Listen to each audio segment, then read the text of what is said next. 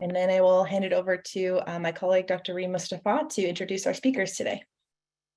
Thank you so much, Madeline. Hello, everyone. Good morning, good evening, good afternoon, wherever you are.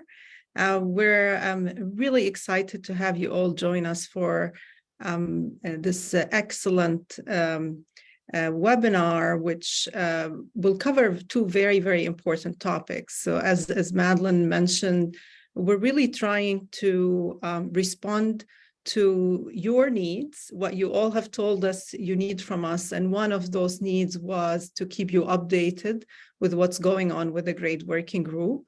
The two presentations were approved as the GRADE guidance just very recently, less than 2 months ago, and they have not been published yet. So you're really going to hear about the latest in GRADE. We're going to start with a presentation by Dr. Hassan Murad. And before I introduce him, I want to just introduce myself. I'm Reem Mustafa. I'm one of the co-founders of the U.S. GRADE Network and a professor of medicine at the University of Kansas. Again, really excited to be with all of you. Keep the chat active and don't hesitate to raise your hands when we have time for the questions at the end. Each presenter will present for 20 or 25 minutes and we'll have time for questions after.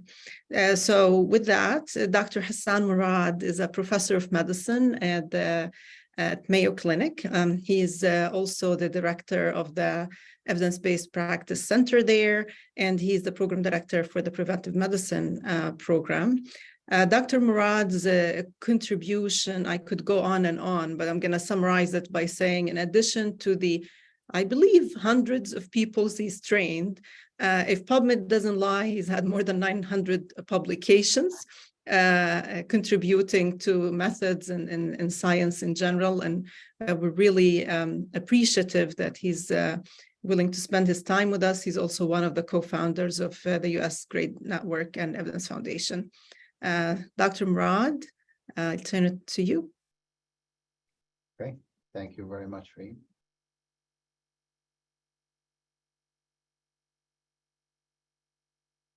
All right. Does this look good? Perfect. Yes. Great. Well, thank you all for joining us. As Reem mentioned, this is about dose response gradient in GRADE, which is a guidance that was approved in the recent GRADE meeting in Split. No financial disclosures. I have a lot of non-for-profit and governmental contracts and grants, but nothing related to this topic. The outline for this presentation is very brief. I'll just put you in context, so tell you what we're talking about quickly, and then we'll go through the guidance. And the guidance is very simple. So the first step is the dose response gradient credible? And then if it's credible, let's apply it. So in terms of context, as you may know, the dose response gradient is one of 9 causality criteria proposed by Bradford Hill. And it is one of 3 GRADE domains for rating up certainty of evidence derived from non-randomized studies. People like dose response gradient because it usually helps them upgrade things, and it's uplifting and it's easy to spot and recognize. So it's a popular domain. But it's one of 3 domains that can make you become more certain about an association that you observe. So where does this apply? It actually applies everywhere. So it applies in environmental health, in public health, and in clinical medicine. It applies to exposures and interventions. So for example, if we look at environmental health, you can look at an exposure such as benzene and childhood leukemia. There's a dose response gradient there that can make you become more certain about that association. In public health, it could be an intervention such as anti-smoking campaign and their effect on youth smoking. The more exposure to campaign, the more youth smoking reduction you see, so it applies there. And of course, in clinical medicine, also in exposures and in interventions, and I put examples here. So in brief, it's exposure and intervention.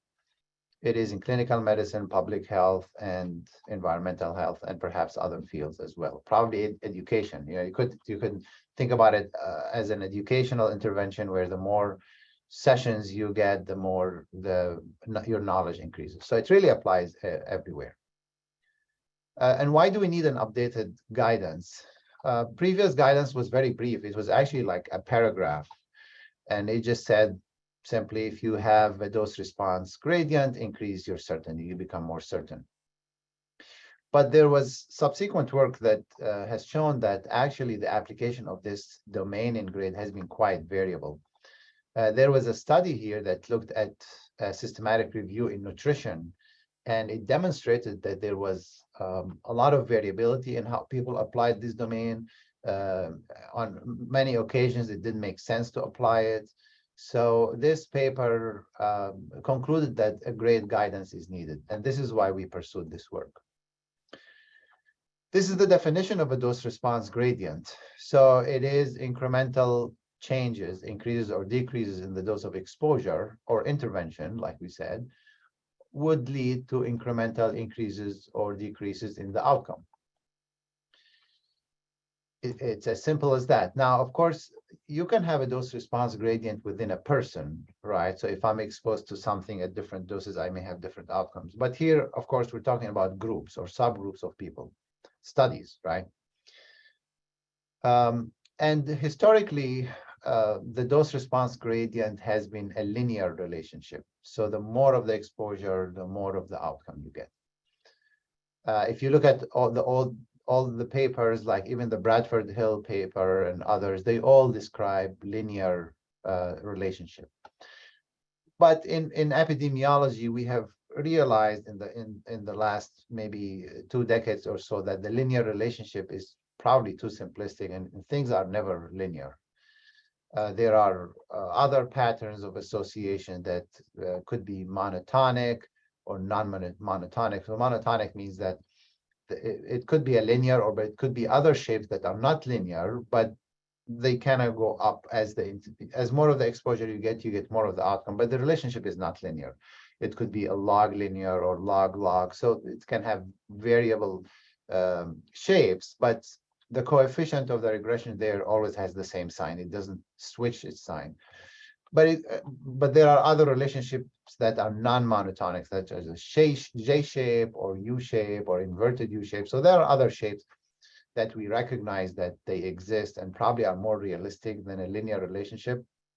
But the linear relationship, or the monotonic relationship in general, which means more of the exposure, more of the outcome, is the one that inspires the most confidence and the one that is most straightforward to apply when you increase your certainty. All right, so this is it in terms of introduction and context and definitions. Here is the guidance. So the first step is the dose response gradient credible. We have 5 criteria that can help you make this determination. Is it credible or not? The first 2 are the most critical ones, which are, is this dose response gradient established with an appropriate analytic approach? And I'll explain a little bit of that. And then the likelihood of residual confounding, because you will find out that confounding actually can cause a dose response gradient, which is, I think, surprising to most people. There are some other criteria there that are probably less prominent as opposed to the first 2. I'm going to go through those 5 criteria and just give an example on each one and explain it briefly. All right, so the first one is, was the dose response gradient identified using a proper approach? So how can we establish dose response gradient? There are 2 ways. So one of them is if we have the luxury of having a lot of data to do a dose response meta-analysis. And then the other one is, which is the more common one, is when we do subgroup analysis. So as an example of the dose response meta-analysis, this is a meta-analysis that looked at COVID control measures and anxiety and depression symptoms. So the more a country had, or a city had restriction measures, is that associated with more anxiety and depression in the population.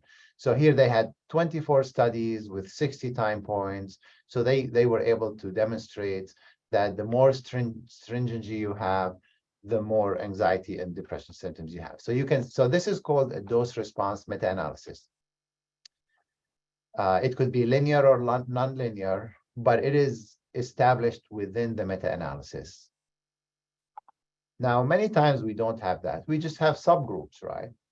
So look at this example. So let's say here we're looking at the risk of lung cancer, and we have several studies or subgroups of studies that in which people smoked 1 pack per day, and some other ones with 2 pack per day, and some with 3. And if we note that the risk is higher in one group versus the other, we can establish a dose response gradient just by looking at these subgroups.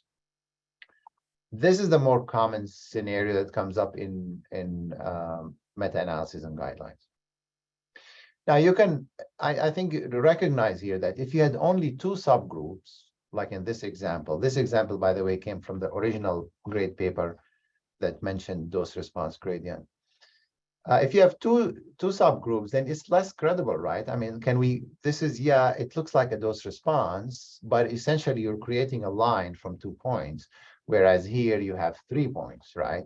So it's less credible when you have 2 subgroups or 2 data points versus 3.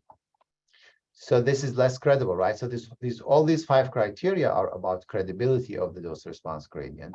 So we will say this is less credible. All right, so this was the first criteria to determining credibility of a dose response gradient. So we said dose response meta-analysis or subgroup analysis, and you want to make sure that you have sufficient data in both of them. If you have a dose response meta-analysis, you have more information to look at. So you can look at the model that they use, the regression model, see if it makes sense, how it fits, its shape, etc. But if you have just subgroup analysis, you have limited information. You can just look at an interaction test between these 3 subgroups and make this judgment. The second criteria, which is also a very important criteria, is about confounding. Is confounding the cause of DRG? This is very fascinating, is that confounding can cause a dose response gradient. I use the example of the association of coffee and pancreatic cancer because most people are familiar with this example. It's in every epidemiology book that talks about confounding. But most people don't know that this example has a dose response gradient actually in it.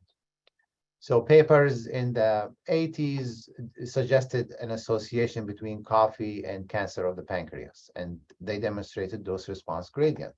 This is one of them. This is another one. You see here linear increase. So there were several papers. Most of them were case control studies that came in the 80s.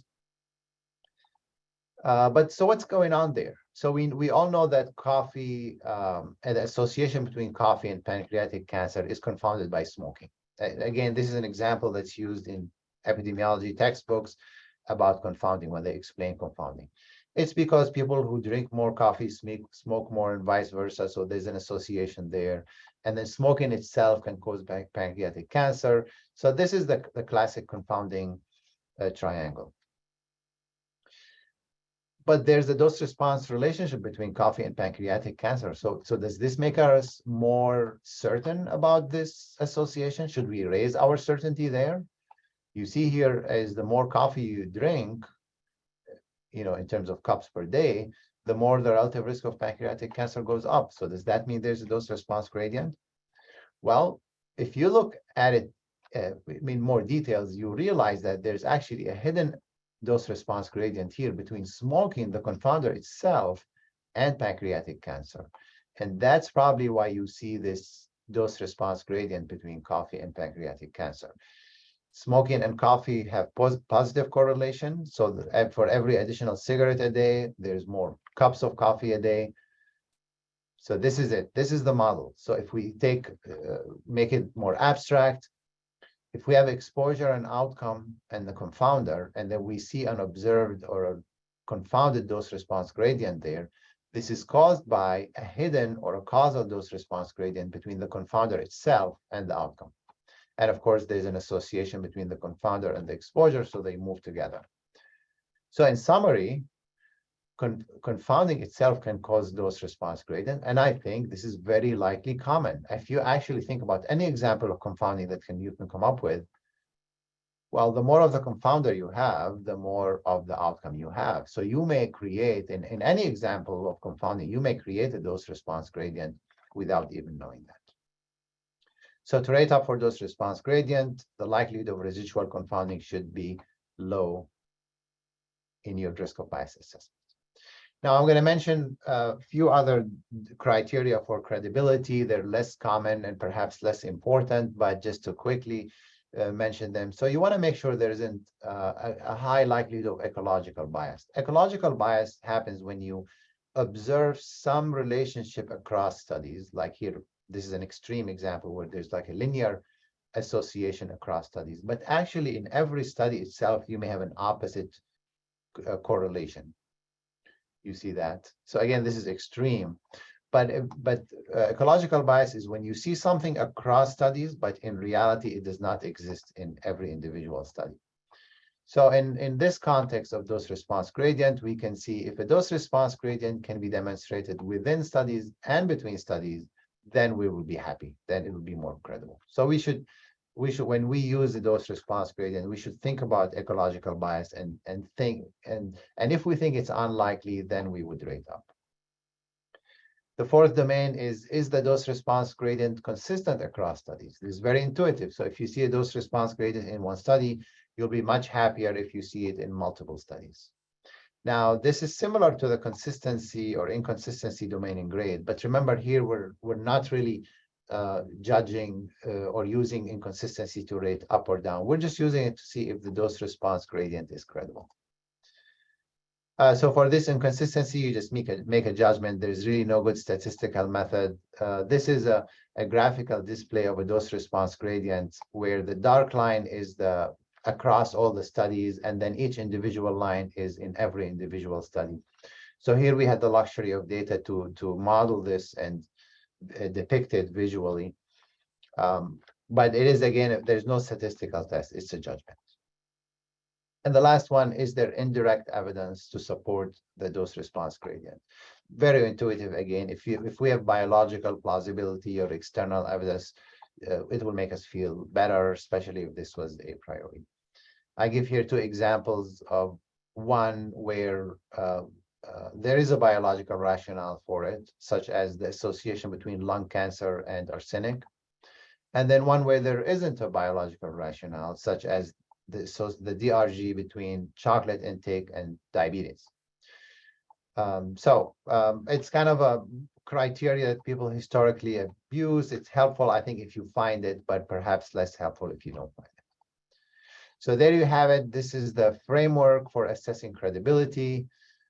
These 5 domains, I mentioned the first 2 are most critical. The other ones, you may have collected information on them in other grade domains, but remember, we're not using them to rate up and down. We are just using them to determine if we have a credible dose response gradient.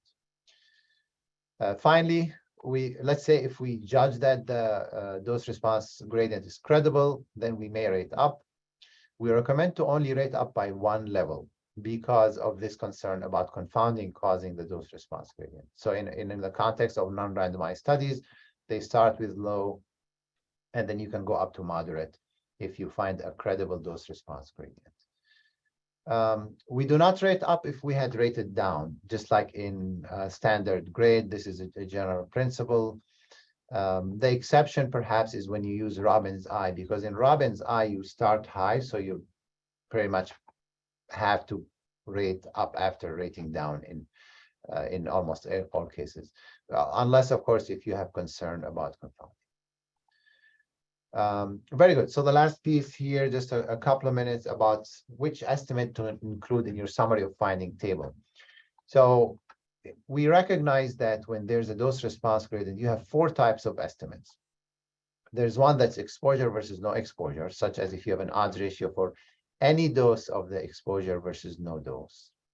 There are some ones that compare extreme categories. So you may see an odds ratio for the highest quartile versus the lowest.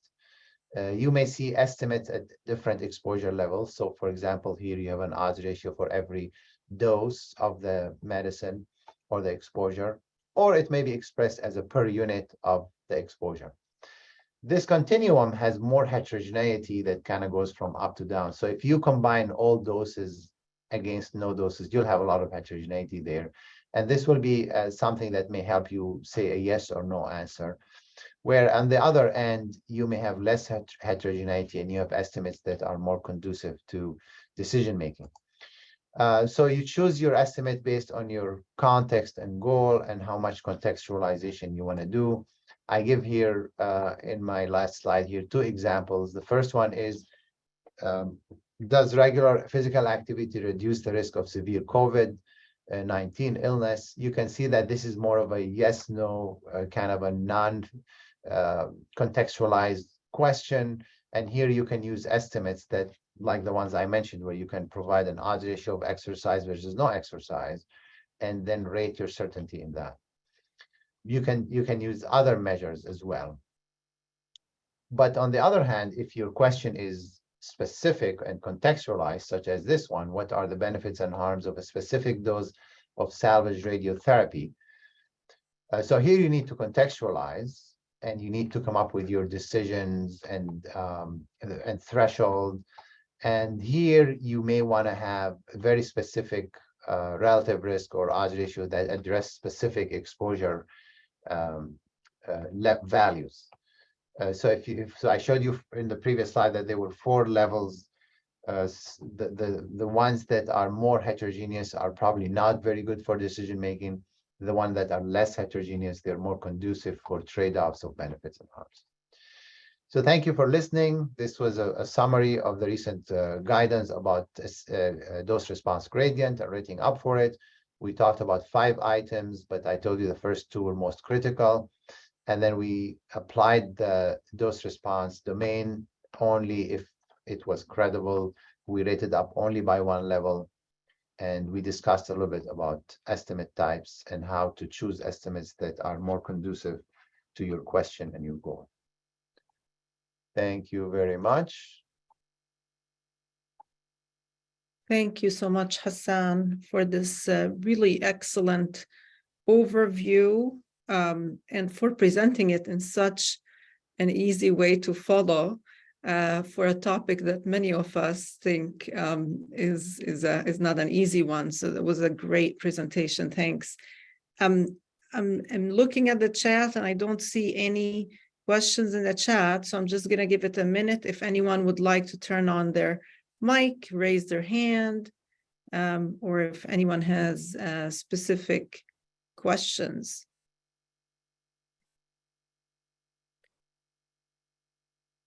And yes, Philip. Hello, Hassan. Thank you. Thank you for a great presentation. We have a little echo. I'm fixing that now.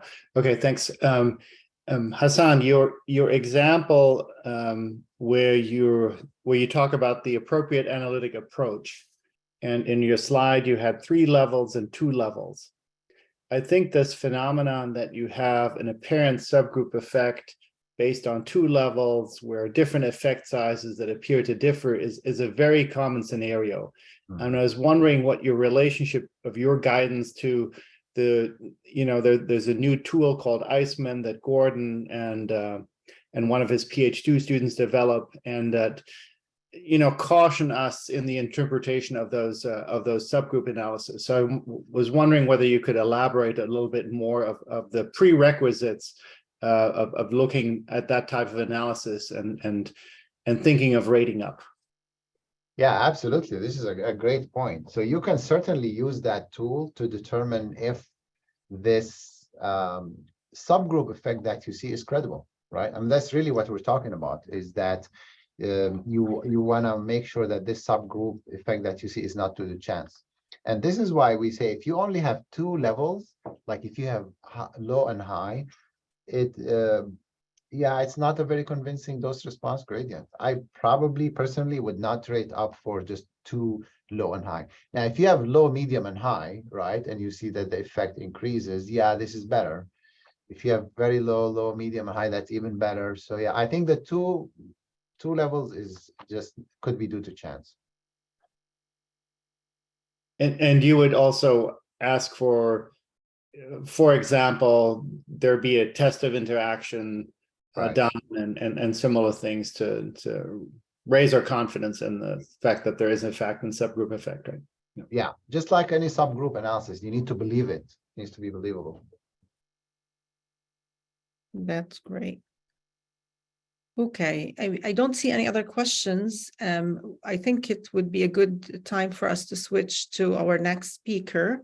And Dr. Murad, you're going to stay with us until the end. So if there are more questions at the end, we can definitely address them. Our next speaker, it was very interesting how Hassan ended with talking about how you need sometimes to think of thresholds. So that couldn't be any better way to introduce the next talk, which is going to be about thresholds for decision making in grade. Our next speaker is Dr. Wojtek Wiercioch, who is an assistant professor at the McGrade Center and the Cochrane, Canada, in the Department of Health Research Methods, Evidence and Impact at McMaster University in Hamilton, Canada. He is a research methodologist, and he specializes in evidence synthesis and guideline development and methodology processes. And his main focus really is about how to develop guidelines, the optimal practices, and also systematic reviews. And he's collaborated with many organizations and ministries and different groups for guideline development. Again, Wojtek brings a wealth of experience and expertise with lots of work with hands on the grounds, coordinating pretty large topics and large projects all over the world. Wojtek, we very much appreciate you spending this time with us and sharing this latest guidance with everybody on the call. To you. Thank you so much for the introduction, Reem, and great to be here with you all today. So you should be able to see the presentation screen. And as Reem had introduced, what we want to go over today is the latest guidance on using thresholds, specifically for judgments on health benefits and harms in decision-making with guideline development groups and other decision makers using the GRADE approach. For disclosures, as Reem had also introduced, I'm a guideline methodologist primarily at the McMaster GRADE Center in Cochrane, Canada, and I do work with various groups like Ministries of Health and professional medical societies to develop guidelines. And I'm a member of the GRADE working group, and otherwise I don't have any conflict of interest in relation to this presentation. So for today, we'd like to go over the rationale for the GRADE guidance and why it is helpful to use decision thresholds with guideline development groups. I'll go over briefly the background study that informed this guidance, what we call the GRADE threshold study, and then summarize with the approaches we've developed and outlined for using decision thresholds with guideline development groups and what some of the practical considerations are when working with guideline development groups and wanting to use this approach. So firstly, to introduce the topic area, when we're talking about decision thresholds, this is in relation to the GRADE evidence decision framework, where guideline development groups are asked to make judgments on specific criteria that influence the direction and strength of a recommendation. And we're specifically focusing on those judgments about the desirable and undesirable effects, or what we also refer to as the benefits and harms of a specific intervention or a management strategy, for example. So to start with some rationale, the problem we face when working with decision makers is the challenge of selecting judgments about the magnitude of desirable and undesirable health effects. For example, guideline development groups often ask, what could be considered a small effect or a large effect, and when should we move from a judgment of small to moderate, for example, when making those judgments about the desirable and undesirable effects. So here, for example, we may have a specific health effect. If we have a guideline question on prevention, we might see from the evidence synthesis that the specific intervention of interest resulted in 5 fewer deaths per 1,000 people for one given outcome. And a guideline development group or guideline panel needs to decide, is that a trivial, small, moderate, or large effect for that one health outcome? And additionally, then groups are asked to also sum up across the outcomes representing the benefits and the harms to come up with a judgment of what is the overall undesirable and desirable effects. When we talk about decision thresholds, we specifically mean where we go from a judgment of trivial to small. So for example, is that 5 fewer deaths per 1,000 a trivial effect? And then would small be something like 10 fewer deaths per 1,000 people? So when we refer to a decision threshold, it's this point at which we move from a judgment of trivial to small, or small to moderate, or moderate to large. When we work with guideline groups and seek to reach consensus for the judgment about the magnitude of effects, we instruct guideline groups to consider the value placed on the individual outcome. For example, the importance of the outcome and time frame over which it occurs, the effect size, for example, the absolute risk difference for the outcome. And as I noted, we ask the groups to sum up across outcomes for an overall judgment about the desirable and undesirable effects, and later about the balance of those effects. Historically, this is based on the decision makers sitting around the table, so to say, based on their implicit judgments and individual perspectives that they bring. For example, when asked to make these judgments, the individual experts sitting on the guideline panel are likely thinking, well, this is probably a small effect, but this requires that implicit judgment and calibration with a panel. What would be ideal is for having decision thresholds, we could provide a reference for what is considered a trivial, small, moderate, or large effect for a given health outcome. And this would help increase consistency and transparency of the evidence decision judgments. And it could also facilitate making these judgments and comparing them across, for example, multiple interventions. And what's important to note with this guidance is that we provide the guidance on using the decision thresholds to initiate a discussion and the consensus process with a guideline development group, but they're not meant to serve as dictates or to replace the need for experts' perspective or judgments. And rather than the implicit individual perspectives, for decision thresholds, it would be ideal that these are based on empirical data from a research study. And this is what we did in this work, where we sought to sample a population of the relevant stakeholders that would represent decision makers on guideline panels, for example, clinicians, members of the public, patients, researchers. And we would use case scenarios with a range of different outcomes to collect information on what was thought to be a trivial, small, moderate, or large effect. The decision thresholds can also be based on data from experts, what we refer to as expert evidence, using surveys, for example, to directly estimate thresholds with a group of experts or decision makers. So we will next go to the grade threshold study, where we derived empirical data to support setting decision thresholds. And for this study, we sought to collect data to derive those research-based decision thresholds for ETD judgments about the magnitude of the effects.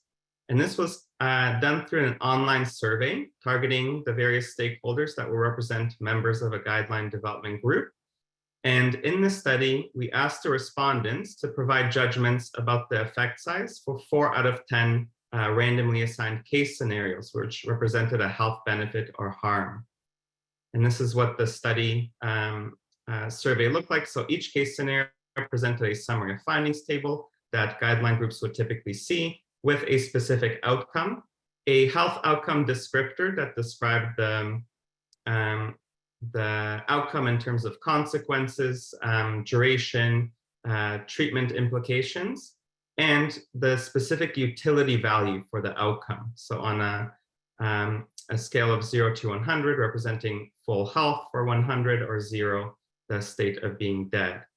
And in the study, given a specific outcome with a health outcome descriptor and utility value, the respondents were asked to select the range of absolute anticipated effects for what would be considered small. So for example, here the respondent could indicate from 25 to 60 fewer events per 1,000 was considered small, from 61 to 90 fewer per 1,000 was considered moderate for this outcome of major ischemic stroke, where the risk difference from the evidence synthesis was 40 fewer per 1,000.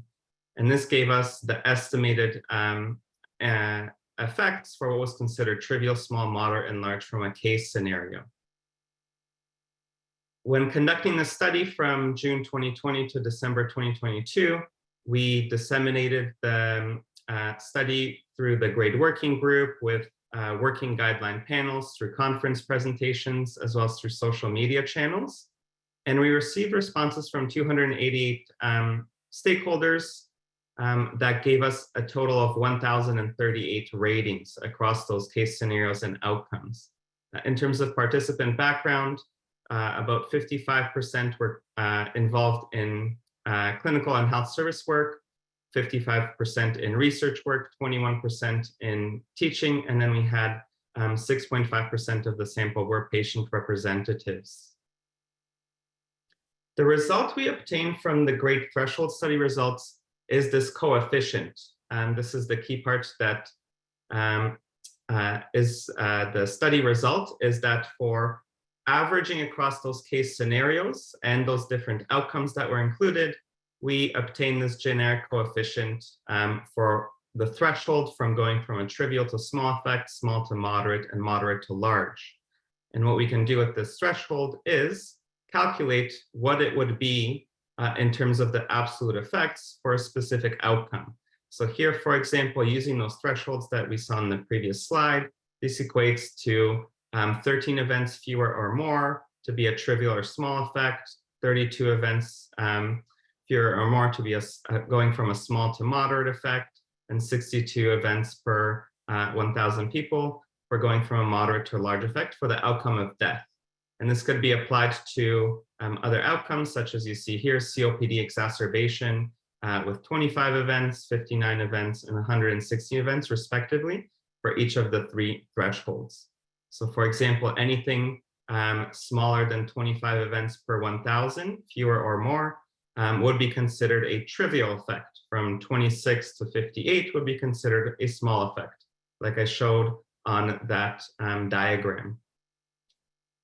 In this study, we also saw that there were slight differences in the absolute effect thresholds, considering the 5 different outcomes that were used across the 10 case scenarios. So these are also presented and included in the guidance. As you see, for example, here, looking at only the case scenarios that included death as an outcome that was rated by the respondents, the decision threshold from going from a trivial to a small effect is 20 events per 1,000, as opposed to 13 events, as you saw on the previous slide, using those generic coefficients, which are averaged across all case scenarios. And this is included as part of the guidance, which I'll now cover. So in terms of operationalization of the grade guidance, we developed the guidance for using the decision thresholds that were obtained from the grade threshold study, as well as approach for using decision thresholds derived directly from experts through surveying experts, using iterative discussions and refinement in online and in-person meetings of the grade project group. And we applied the example of using the decision thresholds with 3 guideline development groups. So 2 guideline development groups used the empirically derived decision thresholds from the research study data. And we had 1 example of a guideline development group using empirically derived thresholds from expert evidence, that meaning a survey of the guideline development group members. And using these approaches and examples, we outline the grade guidance in terms of 4 different approaches. So approach 1 is using those empirically derived generic coefficients, average across all the case scenario from the grade threshold study, Approach 2 is calculating the utility adjusted risk differences from those decision thresholds. Approach 3 is considering the range of outcome-specific thresholds which match to a given outcome. So that has to do with those 5 different outcome-specific thresholds that were derived from the study. And then lastly, approach 4 is the expert evidence-based approach, which involves deriving decision thresholds directly from surveying decision makers to have an estimate of the decision thresholds they indicate. Lastly, we can use a mix of the approaches. So using any one of approaches 1 to 3, and for example, comparing it with approach 4 for what the decision thresholds would be derived directly from decision makers. And now I'll show the practical examples of how this looks like when using these approaches with guideline panels. In terms of approach 1 is using those generic coefficients that I showed on the first slide of the study results. So after identifying the absolute risk difference for an outcome with a given disutility, we can check whether the coefficient is greater or less than the generic threshold coefficient. So for example, if we have health effect A, which is 70 deaths fewer per 1,000, death having a disutility of 1, we calculate using this formula for the coefficient and absolute risk difference, that this gives us a value of 0.07. 0.07 is larger than that generic coefficient we had of 0.06, so this suggests a large effect. You could also do this, for example, for a health effect with a disutility of 0.05, let's say the outcome of nausea or vomiting, with 70 fewer events per 1,000 with the intervention. This gives us that generic coefficient of 0.035, which is less than that threshold of going from trivial to small of 0.01 from the research study, which gives us a trivial effect. So this was applied in a guideline development effort with the Multiple Sclerosis International Federation to develop a guideline on multiple sclerosis treatments. And you see here across the outcomes that the panel prioritized, they obtained utility values from the literature or from surveying stakeholders directly. And given the intervention effects from the evidence synthesis from the systematic review that was conducted, we have these coefficients calculated. And this gives us the interpretation of whether it's a harm or benefit, that representing fewer or more events, and whether it's trivial, small, moderate, or large. So you see here, for example, for a positive T1 MRI lesion as the outcome, there were 167 fewer events per 1,000, which gives us that generic coefficient of 0.04, and this maps out to a moderate benefit. So the guideline development group was able to, for each outcome, calculate what would be the suggested interpretation for the effect sizes. And there they went on to do the decision-making, considering summing up across outcomes, what would be the suggested desirable and undesirable effects.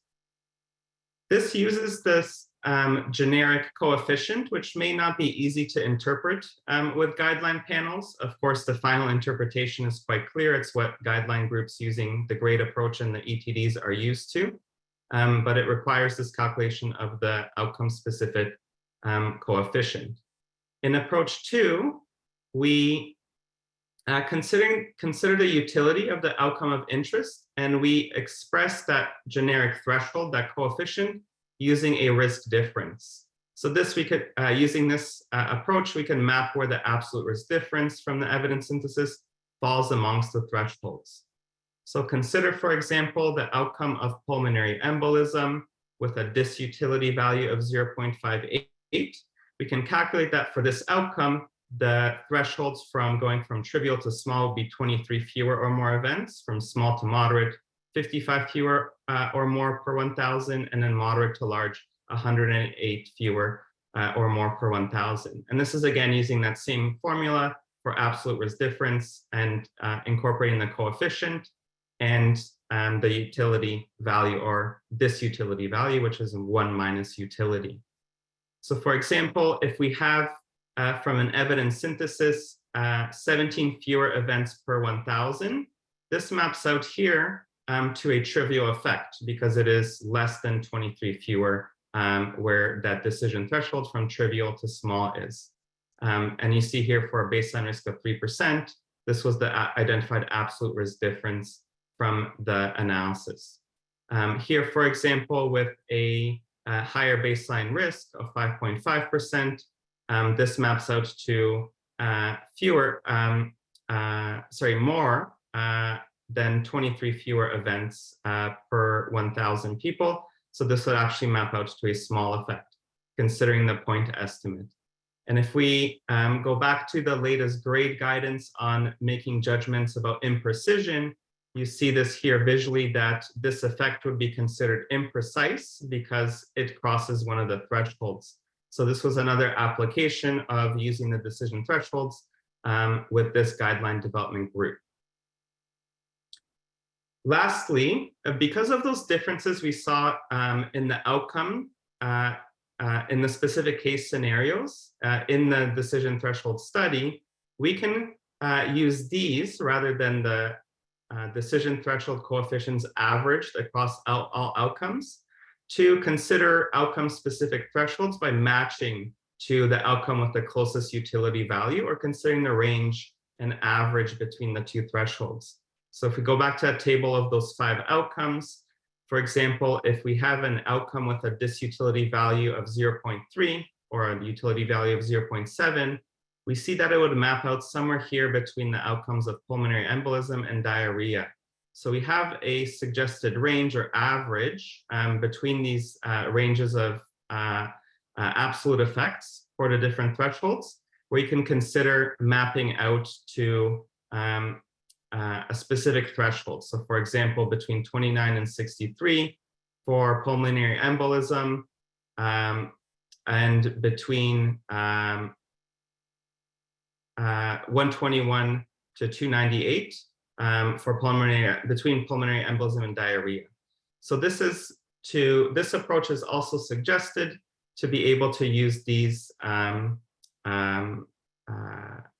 thresholds map out to outcome-specific utility values. And I'll wrap up in the next minute or so, Reem. I see as well we have just a few minutes left. Make sure we have time for questions.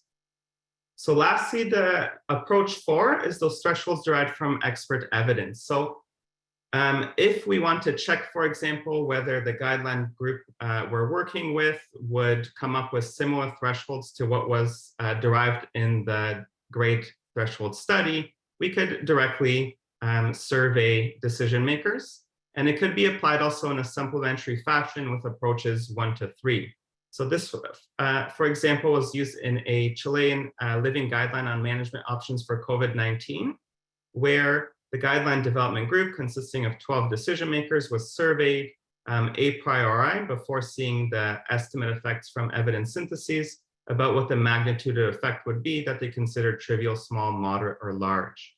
And in this example, directly surveying the panel, they came up with a threshold for mortality and for mechanical ventilation, as an example, of 10 per 1,000 from going from a trivial to small effect. So slightly different than that 13 per 1,000 compared to the decision thresholds derived from the research study.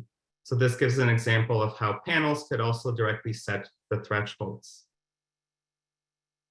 And with that, we have the practical considerations for obtaining agreement from the guideline development group and working with the guideline development group on using decision thresholds for their judgments. So first, this is a stepwise approach where we need to prepare the group of decision makers for using the approach and obtaining agreement. So for example, would they agree with the decision thresholds derived from the research study? Would they want to actually conduct their own survey and see, using approach 4, whether those decision thresholds obtained from the group align with the ones from the research study? It starts with selecting and prioritizing the critical outcomes, and we need to obtain the utility values. So this is a key step because it's part of the calculation, which can come from a systematic review or again, stakeholder surveys. For all approaches, we suggest deciding on the decision thresholds for the judgments a priori before seeing the intervention effects from systematic reviews, so as not to influence what the judgments may be. And the considerations here are for the overall judgments across desirable and undesirable effects, and judgments about balance of effects, which can be the next step after setting the thresholds and deriving the thresholds for each individual outcome. So just a quick summary, the grade guidance proposes solutions to that challenge that users of ETDs and other decision makers face, which is what constitutes a trivial, small, moderate, or large effect. Here, the guidance is based on case scenarios and empirical data derived from a sample of decision makers for formulating the judgments based on research data.